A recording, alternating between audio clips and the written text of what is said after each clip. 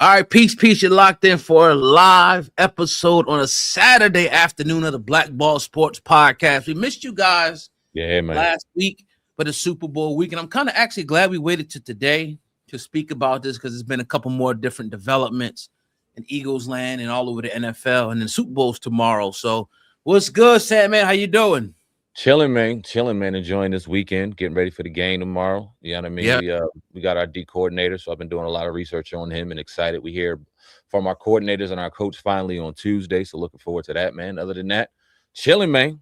All is well. Yeah, you got here for y'all. The Eagles ain't gonna never let you listen to the coordinators and to the fucking mini workout. That's crazy. Yeah, get a interview. Yeah. I thought it was kind of going that way for us too, because everybody was waiting so long. But now they're gonna let us hear from everybody by Tuesday. So I'm like, all right, that's cool. So we get a little something. You know what I mean? We'll hold on to anything right now. By the end of the season, I was so sick of this team. I didn't want to hear a press conference, a player talk, or nothing. I was like, just get me over this shit. Now I'm back in it. You know what I mean? Get me back. So let me hear some shit. So yeah, I'm excited. Yeah, man. A new season, a lot of new stuff. You know, a lot of stuff on the horizon, man. It's been a lot, especially from Eagles land now. Yeah. It's always a lot of news coming out about players retiring. We just lost Jeff Stoutland. Yep. Which is big. Well, what I want to say about that is what people don't understand is Jeff Stoutland, as great as he was, and I'm not taking nothing away from him, his run scheme is different than a new run scheme they're putting in. They're putting a different type of run scheme in, and people just don't understand. That's why just do a little bit of research, and you'll understand. This Shanahan-esque run scheme is totally different than what the Eagles was doing. And let's be frankly, what the Eagles were doing got very predictable. It worked when we were able to maul people, because that's the style we played. We were mauling people. We would just beat your ass and run the football. And Saquon had to make one person miss, and it was touchdown. You guys seen it in the championship game. You know what I mean? It was just like, body on body. But when guys is hurt and the scheme is compromised, then you're going to get what you get. You're going to get, them forcing Saquon to go, lateral as opposed to forward, them muddying up things, them dropping that safety late, and shit not really working. And you talk about we had an RPO based scheme. Jalen Hurts is not running now, so it gets even more predictable. And I think the first team to kind of not expose it, but Washington, I think, did it best that one game where I think Saquon had like 100 yards in the first quarter, and then they went out. And he got hurt. Louisville hurt Hurts, and Washington employed that scheme where they were shutting Saquon down because there was no threat. And I think teams after that began to have that. They said, "Oh, Jalen ain't running. Shit, I'm gonna go down and muddy this shit up." And dare this team to beat us with their predictable scheme. So that's what kind of happened. He can't teach that style. That's not his style.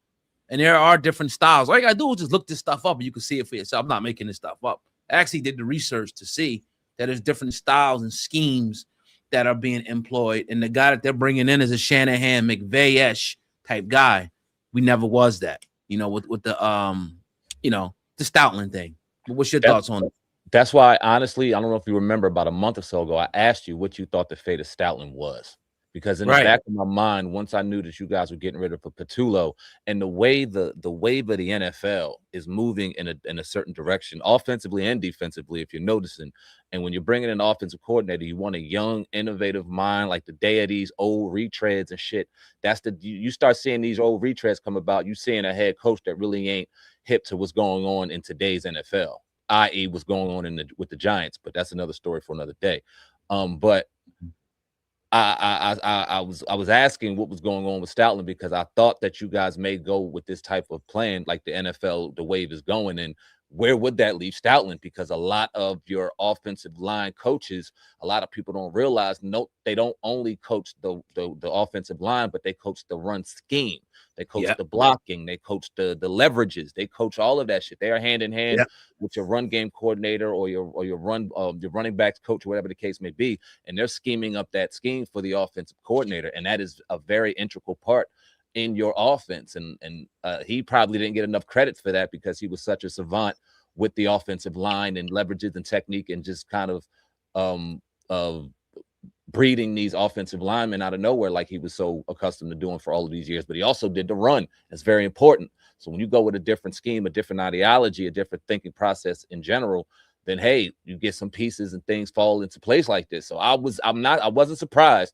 I was surprised at the timing because I thought it would happen sooner. And I was I guess because of who he is and what he means to that organization, they kind of let him do it on his own accord, as opposed to making the statement first. They let him go out and say it for himself, which I thought was cool. But yeah, man, I wasn't surprised, and I agree with everything you said. Right, and this will make Tiffany. This sums it up about Philly fans. Y'all make me sick because all year, 2 years in a row, even after you won the Super Bowl, you had clowns that went on their show. 2 weeks later, it was talking about the offense, how the offense looked. The offense.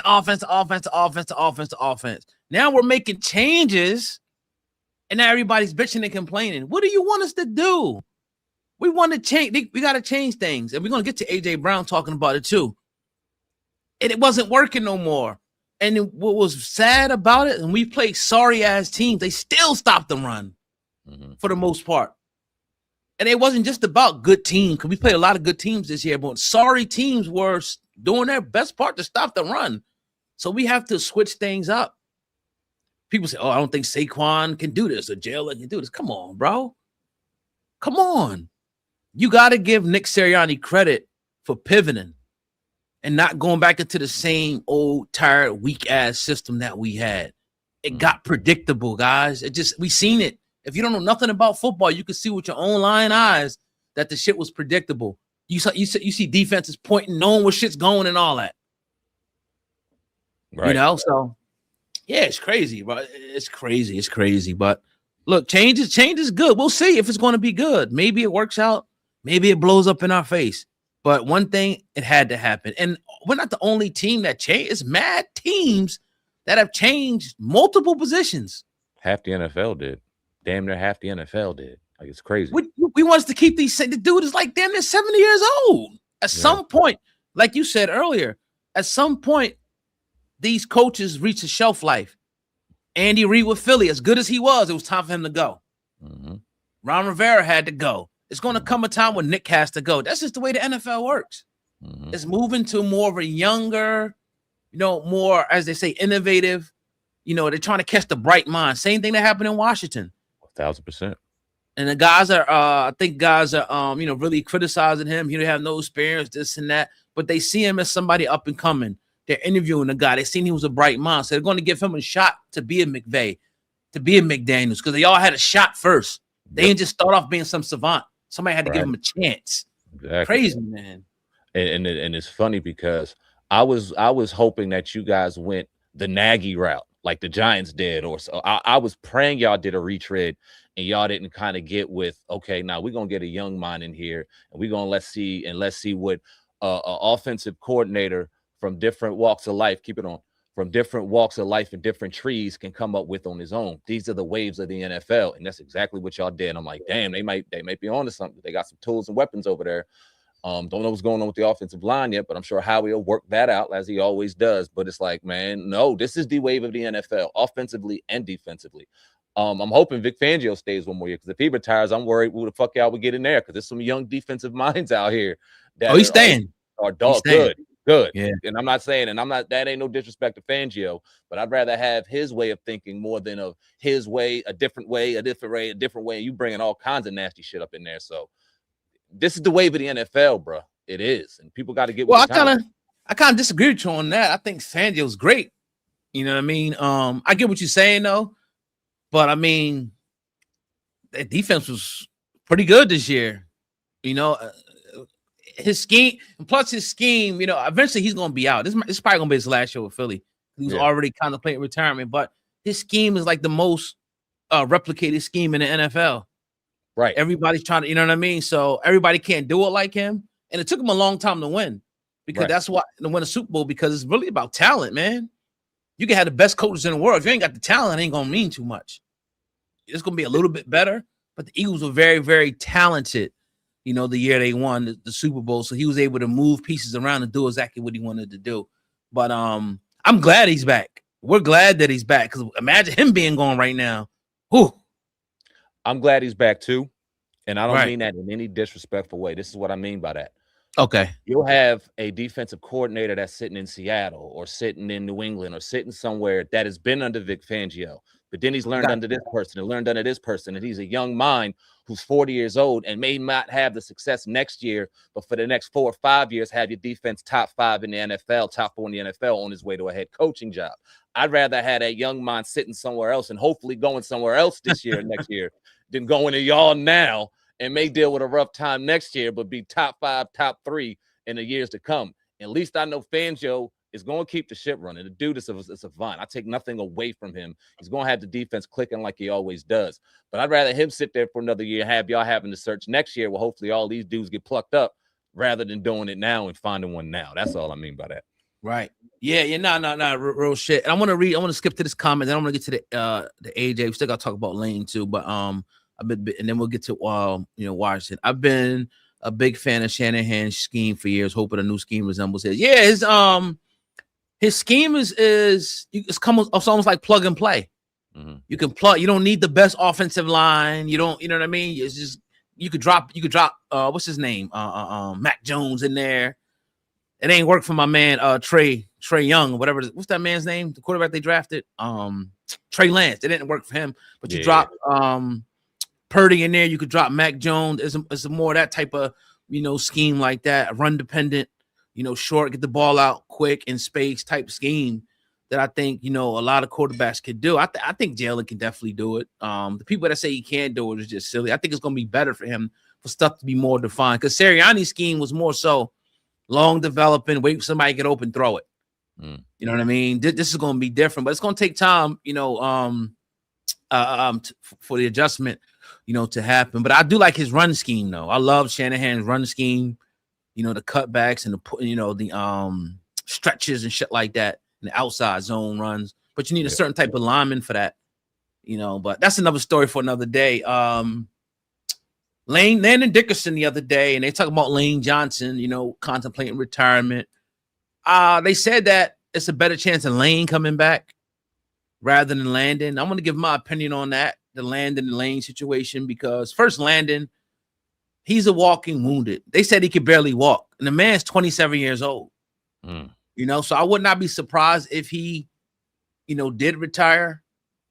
A lot of people was taking shots at him. He was overweight, this, that, and the third. But they kind of knew coming out of college, if you remember, in Alabama, that he had a large injury history. His draft stock even tanked because of his injury. So if he were to go out, of course I want him back. I think he gave us more than enough at left guard. More than enough. I mean, he won the Super Bowl. Was he with two? Won the 2 Super Bowls with him. You know what I'm saying? And I wouldn't be surprised if he walked away because of the injury history. But I think Lane is going to be back. I don't think Lane wants to go out that way from what I'm hearing with that situation. Okay. Yeah. So, for sure. That's what I'll say about that. But look, I whatever happens, it might be a setback, but I trust Howie, to replenish. Nobody's going to be Lane. Nobody's probably going to be Landon.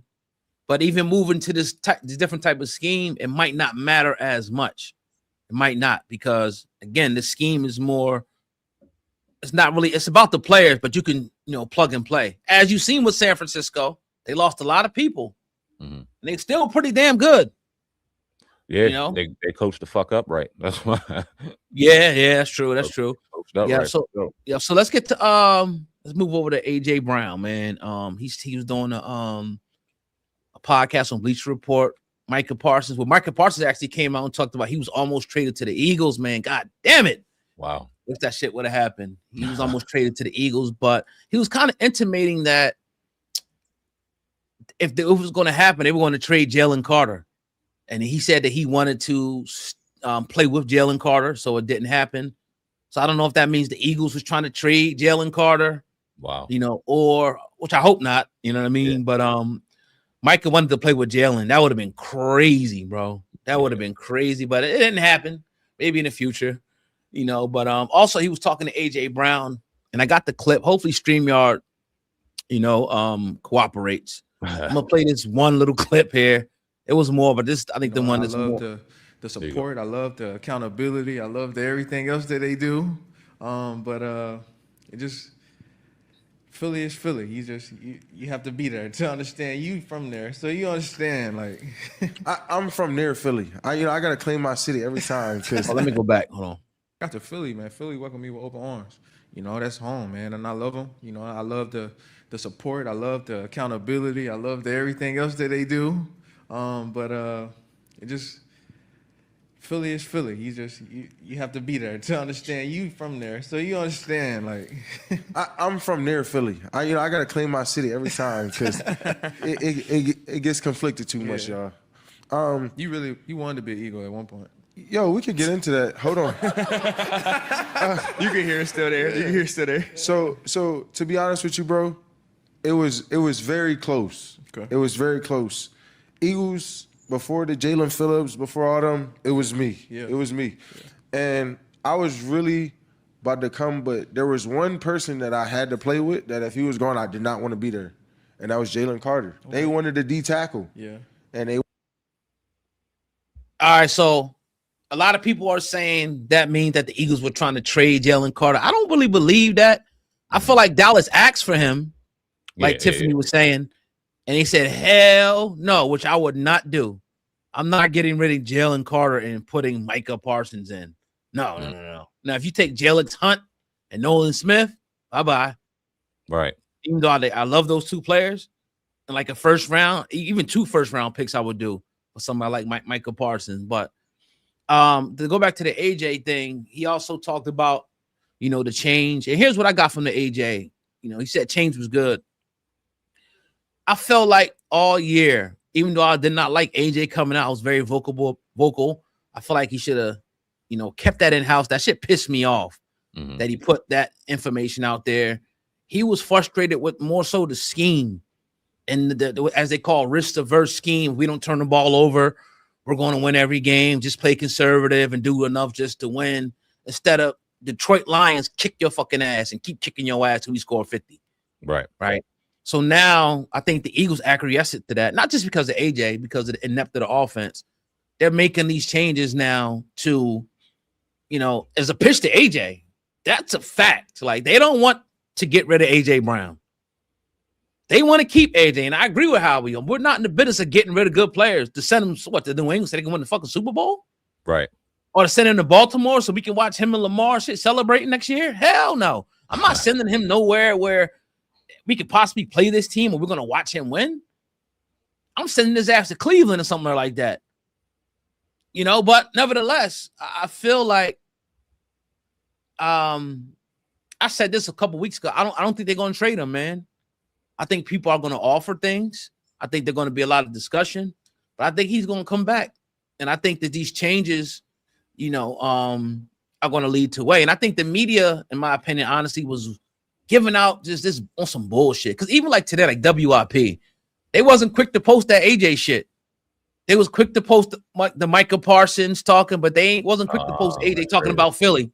That's funny. Because it doesn't fit into their narrative. They may have posted it now, but right away they didn't say nothing because it don't fit into their narrative of, who's going to trade AJ Brown? Oh, this is it's so dysfunctional. And, the Eagles this and how they let him go and all negative bullshit.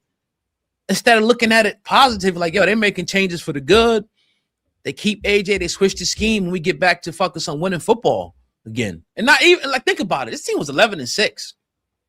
The standard is so high in Philadelphia. Right. And 11-6 is like the bottom. Fucking, you know what I mean? If that was any other team, let's say if that was Washington, for example, y'all be happy as shit. I'll take 11-6 right now. You feel what I'm saying? But in Philadelphia, y'all got a Super Bowl or bust. I don't really like those expectations because it's unrealistic to keep going back every year. And our fans are so fucking spoiled that they see nothing but great football. The newer fans. Yeah. I enjoy this shit. I enjoy being in a play. I enjoy being able to witness 2 Super Bowls and go to parades. Like, if I never do nothing again in my whole life, I already got to see that already. Right. Of course I want more. But if it ends right now, Jalen Hurts, AJ Brown, Nick Sirianni already exceeded expectations as being the best group of Eagles ever. The best Eagles coach ever, the best quarterback ever, the best Eagles wide receiver duo ever already. It's Mhm. already fucking stamped, yo. Because McNabb couldn't do it, right? Vic couldn't do it. McCoy couldn't do it. All them other guys couldn't do it. The Hugh Douglas and the guys got to say all this shit. They couldn't do it. Mhm. And all they do is talk all this negative shit and come on, man. But that's what I think. I don't think he's going nowhere. I think it was blown. Not to say there's not a possibility, but even when they asked AJ at the end of Jalen at the end of the year, he kind of just smiled and said, "Me and AJ's good." Right. They let the media run their mouth and talk, man. But what's your thoughts on the whole situation before you move off this? Yeah, I mean, he's under contract, and I wasn't never really running under the notion that he was going to get traded or wanted to get traded. Listen, these wide receivers tell you what they want, right? And we got, 2 more days for the NFL season. I was sitting here going, if AJ wanted to be traded by the end of this season, we'll know because he'll publicly come out and say, I'd like to be traded. This is what wide receivers do. He would say it. Why not? Yeah. You know what I mean? And he has it. In his first media tour, he's also never been shy to get in front of a camera and speak, right? He was amongst his peers. I think that was Bryce Young on across on the other side of him. So he's amongst his peers. He's comfortable. He's not sitting there in front of the media when they know there's some ulterior narratives, and it seemed like he was just speaking some genuine shit. You know what I mean? And yes, he was probably frustrated. I'm sure he was, but he's under contract. He's making great money. What better place is he's going to get an opportunity to win a Super Bowl other than where he's at? Yeah, he might have to get a linear move if there's a team or 2 or 3 maybe around that he could get there. But the chances of him going there will be slim to fucking none. They're not trying to do you any favors. If you call for a trade, they're going to give you what you asked for. And it probably won't be very favorable for you. You may get some money in your pocket, but the chances of you going back to another Super Bowl is slim to none. So these players want to win, man. These players want to win Super Bowls. When you at that competitive level, when you've gotten to the mountaintop financially, you want to win games and Super Bowls. And he's in a place where he could do that right here, right now. So if he did see the changes, which he believes, I'm sure he's seeing, and why not give it another shot while he's under contract? Now, once his contract's done, will he re-up? Probably not. But he's under contract now. He's going to do his thing, and we'll see where it goes. He's going to let this shit ride out. And I never thought that he wouldn't. So I'm not surprised by what we heard. Yeah, that's a great observation. And, being a Commanders fan, I'm sure you want him to go. That's one less player, you know what I mean? We'll let him to roll. Hell yeah. But I don't think he is. Yeah, no. Again, under contract, it's a dead cap hit. You get rid of this guy, who you want? You're not getting nothing back. Fuck a second-round draft pick. You can shove it up your ass. Right. If you want to talk about Justin Jefferson and Jamar Chase, I'll do it. Right. But that ain't going to happen. Right. I'm just saying. Something like that where it's like a swap for a swap, a little bit younger, probably a little bit better. Yeah. Probably not going to happen, no. Fuck the draft pick shit. Draft picks could be bust, man. We drafted Jalen fucking Rager. We drafted JJ Arcega-Whiteside. Mm-hmm. We went through those days. Fuck that. Yeah. You got 2 Pro Bowl, you got an all-pro, the best receiver in Philadelphia Eagles fucking history, dog. I'm not letting that man go. I'm doing whatever he wants to make this shit work.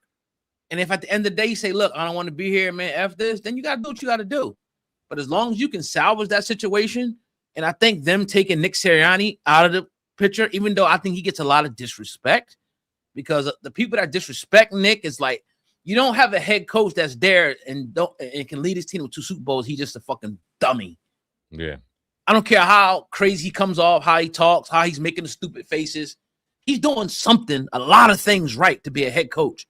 People act like he's just along for the ride and shit. He's watching shit in the background. Oh, I'm the head coach. Hey, okay. No, that's not how it works. Right. Does he need to take his hands off the offense and get rid of this style? Maybe a little, but he's the head coach. He's always going to be involved. Do you not know what a head coach is? Right. He's the CEO of the field operations, of the shit going on. He's the guy that's standing up in the meetings. He's the guy that's overseeing the game plan. He's the guy that's hearing the calls. Oh, no. All right, coach, coach. People could be talking in there, but the coaches might come and say, oh, hell no, we're not doing that. Oh, let's go for it. So he's the coach, guys. Like Philly, man. God damn, y'all the worst. We got the worst, man. I can see why people don't fight with us like that, bro. I don't. I hate your guts, but I love you. I love you, man. I really do. You're the only thing that keep me going. I cannot stand your fan. And the one, let me be real. And the ones that rock with us on this platform, the Eagles fans that come in here, man, I rock with y'all. Y'all some cool people, men and women. You know what I mean? Y'all keep doing your thing, but y'all get a bad rap because some of y'all, boy, are too much, man. Ooh, god damn. Yeah. Let's get to Washington. Yeah. My bad. Yeah, Tiff, what coach are you talking about, Mama? Which one are you speaking about? You talking about offense, defensive coordinator? We got rid of a few of them. So which one are you talking about? Clean house. Yeah, none of them left. They got kicked out. And let me say this about, if you're talking about Cliff Kingsbury, I'll say this, right? Because I like Cliff Kingsbury. I'm not going to sit back and act like I don't. But I think the NFL has kind of spoken on what they think about his offensive philosophy. I think that we ended up looking a little better than we did maybe initially when we got rid of him. Okay, you're talking about Cliff. All right, cool. I think we look a little better right now than we did initially getting rid of him when it comes to his offensive philosophy, because he had many opportunities to get offensive coordinator jobs, head coaching jobs, which he was kind of rumored to getting initially, and then offensive coordinator jobs. He was in a number of different front offices, a number of different head coaches to interview with his offensive philosophy, and none of them picked him up. And he's now on the offensive staff of the Los Angeles Rams. What that means, who knows? It sounds like he's just getting a check from one of his boys, if you ask me, because McVay runs the show over there, and he's not the offensive coordinator. So what is he doing over there? He's grabbing a check over there. So it's no disrespect to Cliff. The players loved him. You know what I mean? I thought that if he were to go somewhere, that the quarterback would definitely love his system. The players will love his system because he's a player-friendly system, but he does not adjust to these defensive minds currently going on in the NFL. He does not adjust to different schemes. And if you watch him and you read him and you get a play on him, you're going to tear shit up no matter how athletic the quarterback is, no matter how talented the receivers, the offensive line, or how injured or whatever the case may be. And I think the NFL spoke to people on that. You know what I mean? So although it was a little bit of a shock to people initially, I'm glad we did it. I'm glad we're with David Blau now. Young mind. Do we know what we're going to get out of David Blau? No, we don't. Shit could fucking blow up in our face and everybody could be going. But I love the chance that they made, like I was talking about with the Eagles hire. I'm glad that they didn't just go with some regular ass retread that just everyone knows what's going on just because they have a name in the NFL. And I'll talk about the defensive coordinator too, because I feel even stronger about that. But just some regular retread that we already know what's going on, whatever. No, they took a chance on a kid that's been in different offensive systems, listened to his offensive mind, had him in the organization for 2 years. So seeing his rapport with Jalen, they promoted him from an assistant quarterbacks coach to the actual quarterback coach once our quarterback coach left for the head coaching job at Stanford. He knows the system. He's been under Kevin O'Connell in Minnesota. He's been under Ben Johnson. He's been under Cliff Kingsbury now. He's talking about building a system around Jaden, but making things challenging for him as well by doing different things and showing different things. So I love what's going on right now. And I love that they took a chance on the young mind. Because this is where McVay got signed. This is where LaFleur got signed. This is where Shanahan got signed. This is where these offensive minds came from. Like you alluded to earlier, they didn't just how do they prove themselves if nobody gave them a chance to actually do it? The Rams people thought the Rams were crazy when they hired McVay coming out of Atlanta, coming out of Washington at 35 years old. I bet you they don't regret that shit now. Same with Shanahan, same with LaFleur. Look at Ben Johnson, what he's doing out there. Look at what that young boy in Jacksonville is doing. Look what my man in Carolina is doing. This is the wave of the NFL. You know what I mean? So I'm glad they did it. I'm happy they did it. It was a shock to the system at first, because we didn't really think the offense was the problem with all the injuries, but I'm glad they did it, man. And the same thing defensively. You know what I mean? Durante Jones, a brother that when you listen to his story, the more I listen to him, the more I love him. But it's also a young, hot mind. You're taking a chance. He sat under Brian Flores for the last couple of years. He sat under Vance Joseph and a number of other defensive minds. He was the defensive coordinator in LSU. He has experience. He has chops. He has a philosophy that we need that's going toe-to-toe with a lot of these systems offensively that are taking over for the NFL.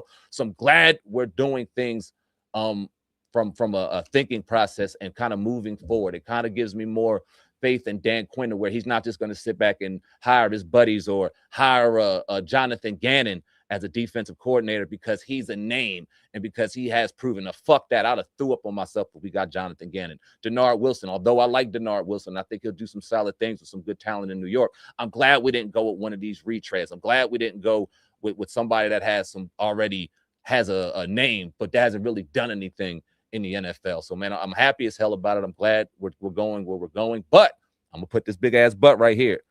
Now it's your turn, Adam Peters. Now the ball is in your court. Because, I think we got some coaches in place, and I think we're going to do some good things from a teaching perspective. I love the D-line coach we just got. Dope, brother. But if we don't get players, none of this shit matters. So we got some cap room. We got some decisions to make. I know a lot of things are being said about Deron Payne. Me personally, I'll keep Deron Payne, get him somebody that can actually teach him, and he's under a contract here. Pay that man. Who else are we? It's almost like, and it's not to the level of an AJ Brown, of course, because I think AJ Brown in his position is way better than Deron Payne is at his. But if we get rid of a Deron Payne, who's going to replace him? We're in the same fucking boat. Keep him for this year. Pay the man. He's on the last year of his deal, and let him go out there and show out. And let's see what he does with some new minds. But that being said, if we don't get some pieces defensively, if we don't get some pieces offensively, none of this shit matters. So Adam Peters, man, ball is in your court. Yeah, and I think they're kind of doing the same thing. Dan Quinn and Nick Sirianni are doing the same things. They're getting their ass out the way. Yep. And they're bringing in, they say, okay, this is the new wave. You got to respect it. Whether it works or it fails, you got to respect it. Yeah. Right. And so, and I do, and we're going to see how it ends up. And real quick, man, I know you got to go. We're going to do the Super Bowl, our prediction. But again, I think that this whole debate about Drake May, he's not better than Jaden Daniels, man.